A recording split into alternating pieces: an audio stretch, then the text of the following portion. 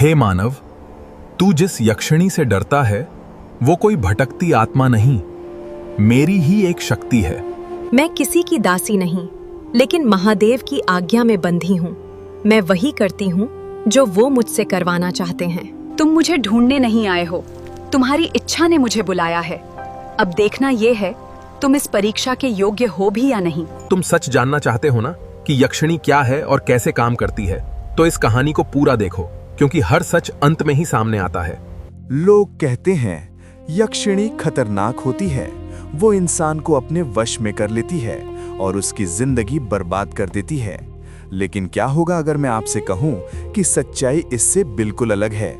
क्या होगा अगर मैं कहूं कि हर यक्षिणी किसी इंसान की नहीं बल्कि महादेव की आज्ञा में बंधी होती है और बिना शिव की अनुमति वो किसी के जीवन में प्रवेश भी नहीं कर सकती? तो सवाल ये है, क्या हम आज तक यक्षिणी को गलत समझते आए हैं?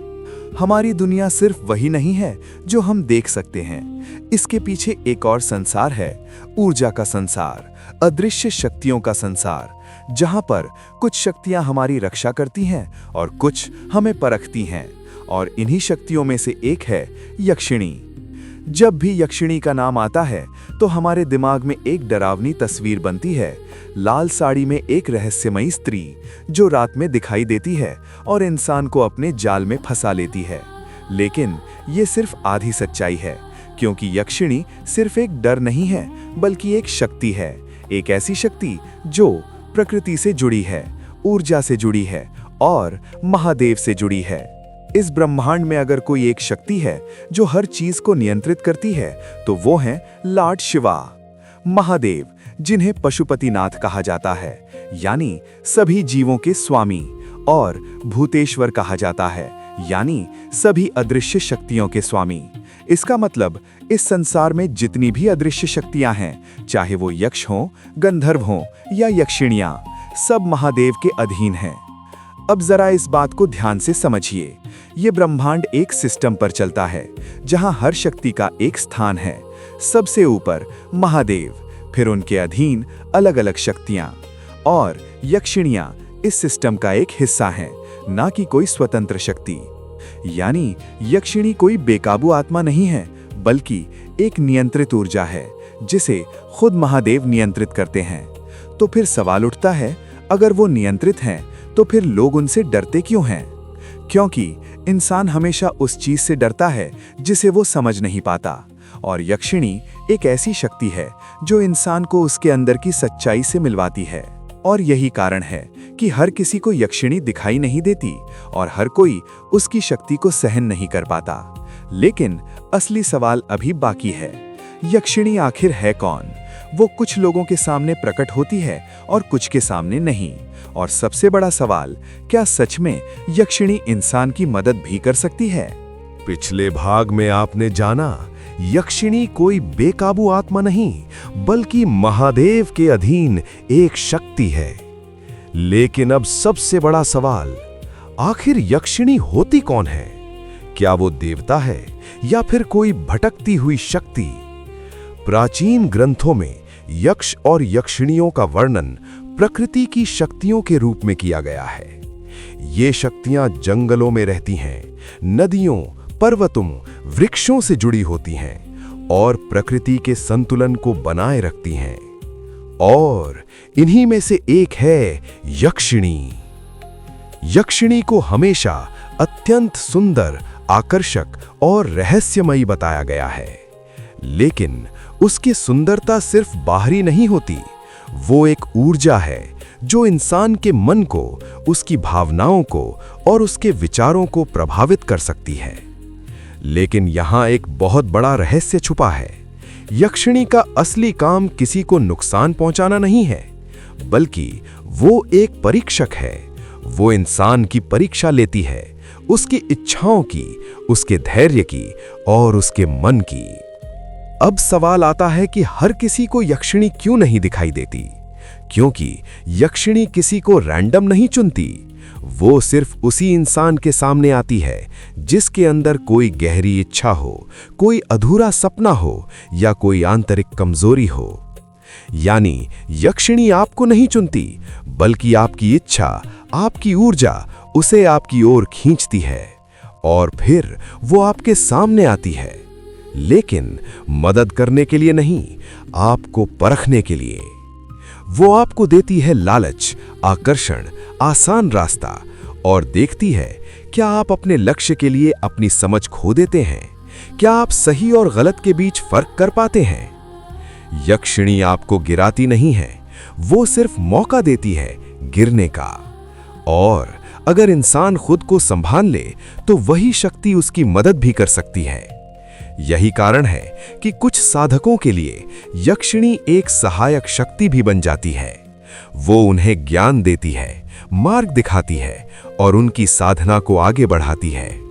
लेकिन ये तभी संभव है जब इंसान सही मार्ग पर हो और महादेव की कृपा उसके साथ हो। अब यहाँ एक बहुत महत्वपूर्ण बात आती है। अगर यक्षिणी इतनी शक्तिशाली है तो फिर वो खुद निर्णय क्यों नहीं लेती? क्यों वो किसी के जीवन में सिर्फ परीक्षा लेने आती है? क्यों वो हर इंसान के सामने नहीं आती? क्योंकि उसके ऊपर भी एक शक्ति है, एक ऐसी शक्ति जिसके बिना यक्षिणी एक कदम भी नहीं चल सकती, और वो शक्ति है महादेव। यक्षिणी कोई साधारण शक्ति नहीं है, वो इंसान की परीक्षा लेती है। लेकिन अब सबसे बड़ा सवाल सामने आता है कि अगर यक्षिणी इतनी शक्तिशाली है तो फिर उसे नियंत्रित कौन करता है? इस ब्रह्मांड में एक ऐसी शक्ति है जो न सिर्फ इंसानों को बल्कि हर अदृश्य ऊर्जा को भी नियंत्रित करती है। वो हैं लॉर्ड शिवा, महादेव, जो सिर्फ देवताओं के देव नहीं हैं बल्कि हर उस शक्ति के स्वामी हैं जिसे हम देख नहीं सकते। महादेव को भूतेश्वर कहा जाता है, यानी सभी भूत, प्रेत, यक्ष, गंधर्व और यक्षिणियों के भी स्वामी।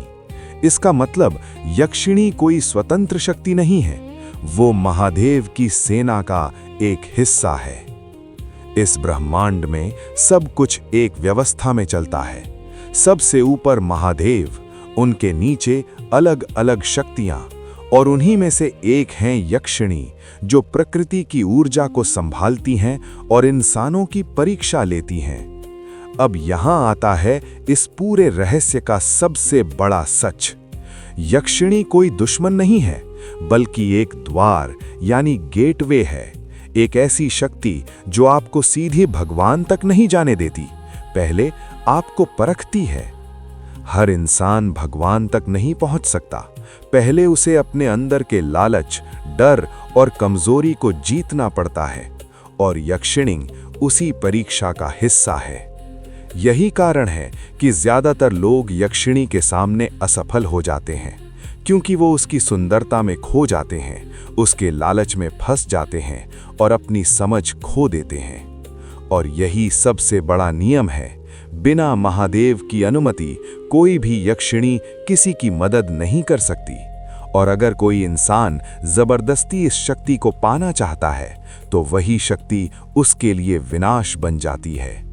यही कारण है कि प्राचीन साधक हमेशा कहते थे, पहले शिव फिर शक्ति, यानी अगर आपको किसी भी अदृश्य शक्ति को समझना है तो पहले महादेव से जुड़ना होगा। जिसके साथ महादेव हैं उसे किसी शक्ति से डरने की जरूरत नहीं, और जिसके पास शिव की कृपा नहीं उसके लिए हर शक्ति एक खतरा है। यक्षिणी आपको डराने नहीं आती, वो आपको दिखाने आती है कि आप अंदर से कितने मजबूत हैं, और अगर आप उस परीक्षा को पार कर लेते हैं तो वही शक्ति आपका मार्गदर्शन भी बन सकती है। महादेव के अधीन एक शक्ति है और वो इंसान की परीक्षा लेती है। लेकिन अब हम उस सच के करीब पहुंचने वाले हैं जिससे ज्यादातर लोग अनजान हैं। आज के समय में बहुत लोग यक्षिणी साधना के बारे में सुनते हैं।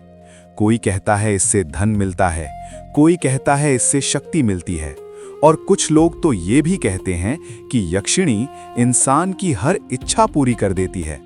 लेकिन ये पूरी सच्चाई नहीं है, क्योंकि हर शक्ति की एक कीमत होती है, और यक्षिणी साधना की कीमत बहुत भारी हो सकती है।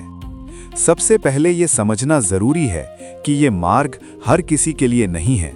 ये कोई खेल नहीं है, ना ही कोई शॉर्टकट है। ये एक ऐसा रास्ता है जहां आपकी मानसिक शक्ति, आपकी आत्मा की स्थिरता और आपका धैर्य सबकी परीक्षा होती है। यक्षिणी साधना आपको शक्ति नहीं देती, पहले वो देखती है कि आप उस शक्ति के योग्य भी हैं या नहीं। अब सोचिए, अगर कोई इंसान बिना समझ के, बिना गुरु के, सिर्फ लालच में इस मार्ग पर चल पड़े तो क्या होगा? शुरुआत में उसे कुछ अनुभव होंगे, कुछ संकेत मिलेंगे, उसे लगेगा कि वो सही रास्ते पर है।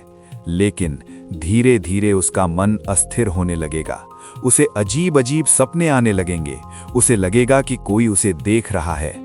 और यहीं से शुरू होता है विनाश। क्योंकि यक्षिणी आपकी कमजोरी को पकड़ लेती है।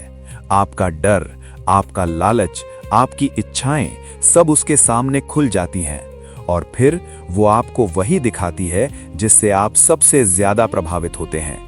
इसीलिए प्राचीन समय में कोई भी साधना गुरु के बिना नहीं की जाती थी।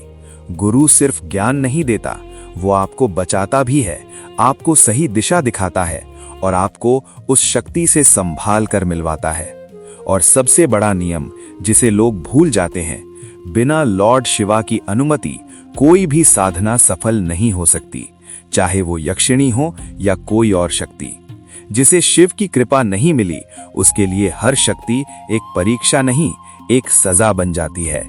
यक्षिणी आपको कुछ देने नहीं आती, वो आपको ये दिखाने आती है कि आप अंदर से क्या हैं।